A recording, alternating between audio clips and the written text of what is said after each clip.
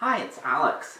Today I want to talk about notifications and the sort of increasing escalation of how invasive notifications are and how that is related to, or at least how I think it's related to, conflict on the internet and conflict on social media. Now, I'm old enough that I remember kind of the early era of the internet. I was born in 1980 and I grew up with computers. Started using one when I was 5, and I started using the internet before the World Wide Web was really around. And I used the web in its early stages. And for a number of years, things like Facebook and other social media didn't exist. And there were all sorts of other mediums for discussing things on the internet. Early on, there was IRC, Internet Relay Chat, there were chat rooms, and there were forums. Forums were like a really big thing for a number of years, and they continued to be a thing even as social media came into being, but they kind of slowly died out. And I participated on all sorts of online forums for a number of years. And the one thing that I will say is forums had a really different flavor and vibe from the sort of discussion that happens on modern social media. And the one big trend I notice is that social media is much more negative. Now, people have talked a lot about why social media is negative and why there's so much conflict and sort of strong clashes, and why you also get this echo chamber effect. And one of the factors that causes both the conflict and the echo chamber effect is the algorithmic feeds or curated feeds, where instead of seeing stuff in chronological order, the algorithm shows you something that it thinks is going to boost engagement. So it sort of keeps you addicted. Now, there's tons and tons of other videos about that. There's articles. I would encourage you to read them. Maybe I'll talk about it more in a future video. That's not what I'm here to talk about today. I want to talk about notifications. And I think this doesn't get talked about enough. I think the system of notifications on social media and on phones and websites and such is responsible for some of the conflict we see on the internet and on social media. And I want to talk about why. But I want to start by talking about how different it felt to me when these notifications started to become a thing. It was really Facebook that made me notice notifications. Prior to the notification system on Facebook, the way most of the internet worked would be that you would choose, whenever you felt like it, you would choose to go to a specific website. So I'd be like, oh, I want to discuss such and such topic. So I will go to such and such forum, which I am a member of and which I visit regularly. I would specifically seek out the discussion forum. And I would do it mindfully. Like, I would go to the computer and I would think about, okay, what do I want to do? Why don't I go and see if anyone has replied to my posts on this forum? It was like an intentional act by me. I was going in to the use of the site with the intention of discussing a specific topic, because these forums were pretty segregated. There were totally different forums for different topics. So I would go in and, people would disagree with me. That was what these forums were for. There were debates, there were discussions, there were all sorts of different viewpoints. But the fact that I was going there specifically to discuss a certain topic, I think made it much more likely that I would respond favorably to disagreement. I mean, after all, that's why I was there. I didn't want to just be exposed to all the same perspectives. I wanted to learn, and I wanted to converse with human beings. So it wasn't always perfect. Sometimes people could just say nasty stuff, and sometimes people would get banned, and there'd be drama and stuff. But it was, by and large, a much nicer place. So what happens? Here we get social media. Now, when I first started using Facebook, it was nothing like what it is today.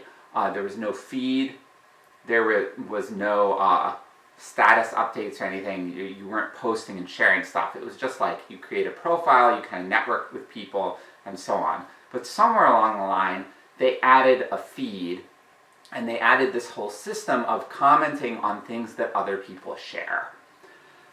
Now, the tricky thing about Facebook, though, is that was only one of many, many components of it. And like I said, it initially wasn't like that at all. Like, what drew me into Facebook initially was this whole idea of creating a profile and then adding people as friends and sort of seeing the network of people. I really enjoyed participating in Facebook for a number of years before they even added any of these discussion features. So I thought Facebook was a useful tool. And even when they added these features, they were adding all sorts of other really useful things. One of the things that I think Facebook has been super useful for is events. Like, you can create an event, you can invite people to it, you can see who went to it, you can look on the event and add people who went to an event. I just love these features. They've been very useful, they've improved my life, and so on. And there are all sorts of other more modern features. There's like Facebook Marketplace, this, that, the other. Facebook is a very feature-rich site. But it also has discussions on it. And it has these discussions that happen on status updates. And you get notified with these discussions. And the notifications, this is where I think it becomes really, really sinister. And this is where I think it really messes with people's heads and creates conflict. The notification system mixes up all of these different things together. So it mixes up notifications of like, oh, you're attending this event, but the host has canceled, or the host has changed the time of the event, or did an update, they've changed the location, they've posted an important notice.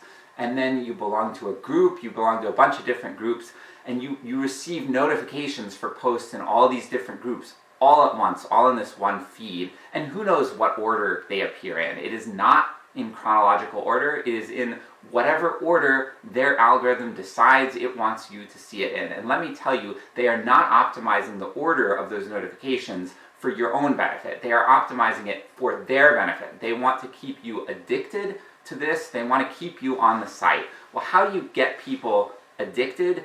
You get them in this state, this mental state, where they're like not thinking straight. They're sort of like acting on impulse. It's like shortcut thinking. You want to get them riled up. Well, what gets people riled up?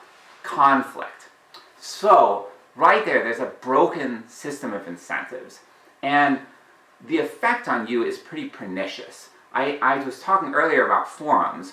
When I used to go to an internet forum, the old school forums, I was going in a mindful state. I was choosing to go to a particular forum because I wanted to participate in discussion on a particular topic. With Facebook, who knows why I logged in? There is so many different uses for Facebook. So like maybe I logged in to check an event. I wanted to look up the information about when or where the event was, or maybe I made a particular post in a particular group and I wanted to check on that. And I go and I see I have a whole bunch of notifications. I open that. Well, now there's notifications in there that I was not expecting, I was not thinking about. I went with a specific intention, and because of the way the site is structured, because it wraps all these things together, I now ended up having this thing pushed in my face about some other topic. This makes me mad, and it makes other people mad. I have heard other people talk about this. This video was actually inspired by seeing a post on social media today. It was not on Facebook, it was on a completely different one, but someone was complaining about getting a notification on their phone for a particular post and then reading it and it making them mad. And I started thinking about it and I'm like, this has happened to me too. Now, I hate notifications, so I've turned them off on my phone. Like, my phone gives me nothing. The only notifications I get are for texts and system updates. I don't even have social media on my phone. And on the computer, I don't allow anything to push notifications to desktop. So I'm very, very conservative or restrained in my use of allowing notifications. But still, in spite of like opting out of all this, they still feel really invasive to me. Like, I just get tons of notifications on Facebook and they're all wrapped up together. So this makes me mad, it makes other people mad, and I know because people have talked about it. And I think it's useful, especially for younger people who were not around in those earlier stages of the internet. It's useful to know that the internet wasn't always like that, and to think about it and reflect on why we are reacting the way we do. Like, it's not natural to have people constantly demanding your attention. Think about what happens if people do that in real life. If you're like in an office environment and you're trying to get work done and you're talking to one person and then someone else is like, hey, can you help me with this? Hey, can you help me with this? And they interrupt you. There's a point at which anybody is going to break and you're going to like snap at them. You like get frazzled. Like even if you're a respectful person, you're probably going to at a certain point behave disrespectfully. And this is exactly what happens. Like people who I know pretty well, friends, relatives who are normally really respectful, I have had people say really nasty stuff to me. And I have embarrassed myself. I have said really nasty stuff to other people. I have gotten mad and conducted myself in ways that are not in keeping with my own values. Sometimes I'm even ashamed of it. But I don't think this is always strictly people's fault. It's part of this system that is, it's kind of sucking us in. And part of the way it does it is by like conflating all these different things together. So it pulls us out of a mindful state. The natural state of human beings is that we have intention. We want to go to a particular forum or whatever, a particular place with a particular idea of what we want to do. You know, like I don't want to go to the gym and have someone suddenly bring up a really deep political discussion with me. I don't want to go to church and have someone suddenly start talking to me about how to do my taxes. It's like we go to different places to have like dialogue and ideas and engagement on different topics. And I think it can throw us off when things get all wrapped up like that. So I would love for us as a society to talk about this more.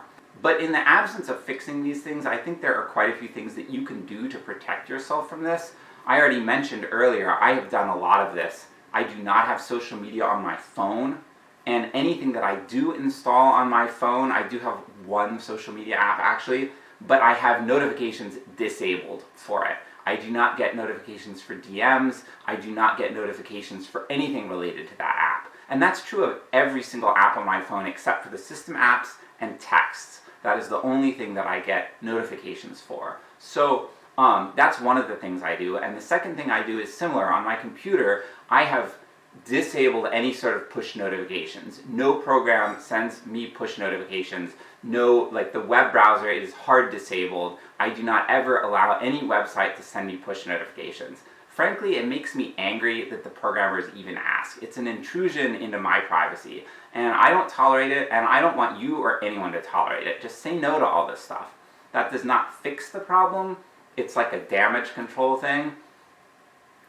Another thing you can do is to just use social media less or not at all. There are so many other ways to engage with the world.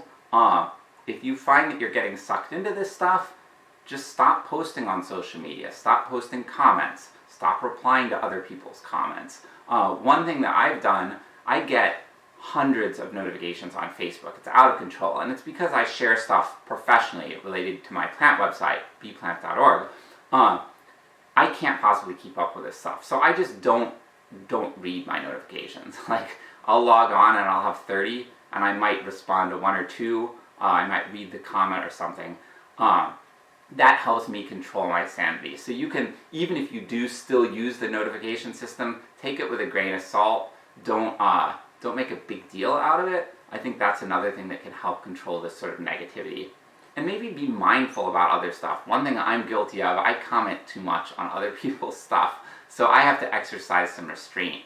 If you find yourself getting sucked into this negativity, stop commenting for a while until you're able to sort of dial back and do it a little bit more mindfully.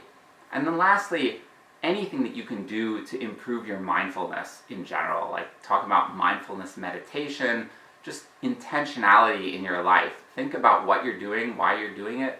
Do you want to be doing this? Ask yourself that question a lot. And I found that when I ask myself that question when I'm online, I don't want to be on social media. I would rather use a lot of more traditional websites. They're better for my mental health. I think they lead to better discussion and stuff. I'd love to see a comeback of some of the earlier structures on the web, like traditional forums and just other websites. I'd love to have more people having blogs and running their own websites instead of sort of playing into this social media landscape. yeah, so that's what I have to say. I hope this has been thought provoking, and yeah, thank you.